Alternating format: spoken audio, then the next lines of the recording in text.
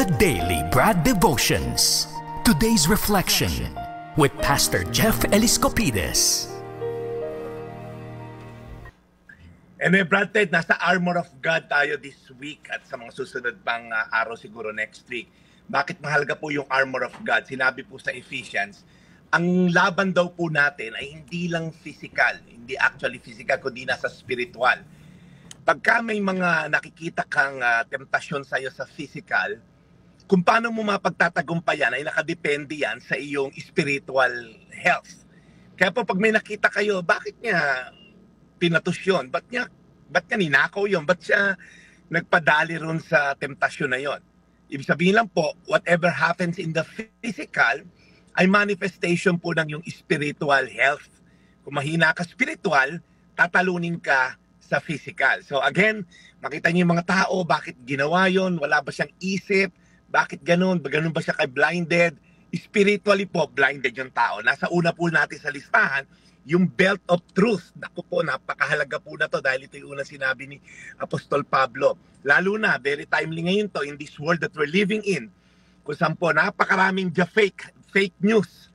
Mahirap po talaga kung wala tayong standard of truth. Sabi po sa mga Kawikaan 30 versikulo 5, bawat salita ng Diyos ay subok na totoo. Siya'y kalasag sa kanila na kumakanlong sa Kanya. Ang basis daw po natin ng truth ay ang salita ng Diyos. In fact, sabi po ni Jesus, I am the way, the truth, and the life. So yung mga salita po niya, kung kayo po yung nag-iisip, dapat ko bang patawarin to o hindi? Ano ba sinasabi ng Biblia? Yung po yung ating laging basihan. Kaya nga po since October 5, 2020, yun na po yung basihan ko dito. Wala akong pinopromote dito. Salita ko, ibang salita lamang ng Diyos. Bakit po mahalaga yung belt of truth? Alam niyo po, yung mga sundalo noong unang panahon, siguro si Paul, nakakulong kasi this time na sinusulat niya to, tinitingnan niya yung Roman soldier, yung belt po naghahawak sa lahat. Okay?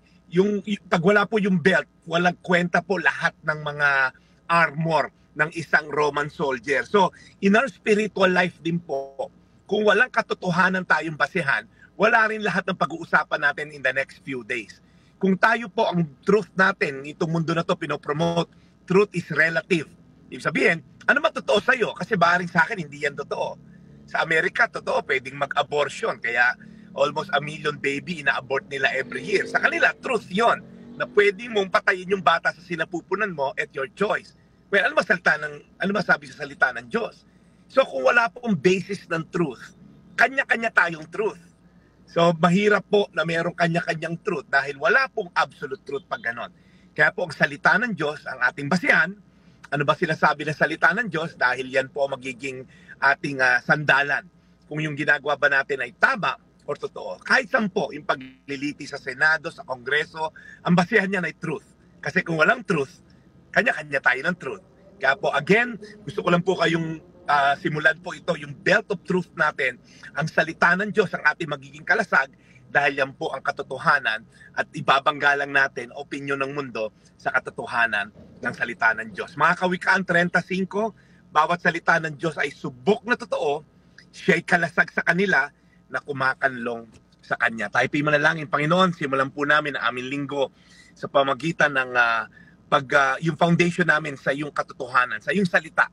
So Lord, maraming opinyon ng mundo, maraming seemingly katotohanan ng mundo, pero Lord, kung ito'y ibabangga sa katotohanan mo, Lord, at hindi swak, Lord, wag na namin sundin ang katotohanan ng mundo dahil sa iyo lamang ang totoong katotohanan. Tulungan niyo kami, Lord, to have the discernment to know what is right and almost right.